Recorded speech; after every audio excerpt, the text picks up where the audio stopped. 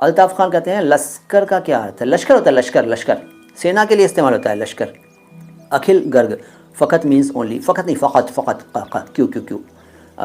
جیت پانڈے آفیشیل، سر میرے کو اردو بہت خوبصورت لگتی ہے ہی اردو خوبصورت ہے، اور ہندی بھی خوبصورت ہے بھائی، سنسکرت بھی خوبصورت ہے یار.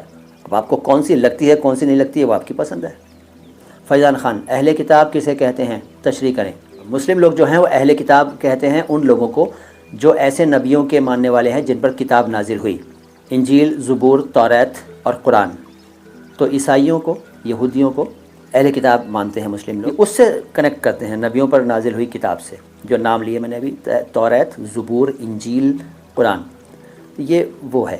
اور شابدک ارتھ پوچھیں آپ تو اس کا مطلب ہے کتاب والے. خدا حافظ، اللہ حافظ کو ہندی میں کیا مطلب ہوتا ہے؟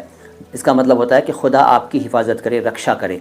اللہ، اس کا بھی وہی مطلب ہے، اللہ آپ کی حفاظت کرے. حافظ کا مطلب حفاظت کرنے والا، رکشا کرنے والا، رکشک. خدا آپ کا رکشک ہو، اللہ آپ کا رکشک ہو، یہ اس کے ارتھ ہیں. اب خدا حافظ ہم بچپن سے پڑھتے سنتے آ رہے ہیں، اور بلکہ صدیوں سے چل رہا تھا، لیکن اب اللہ حافظ پہ لوگ زیادہ زور دیتے ہیں. اب اس پر مجھ سے مت بلواؤ. دین الہی میں ایک کا مطلب کیا ہے؟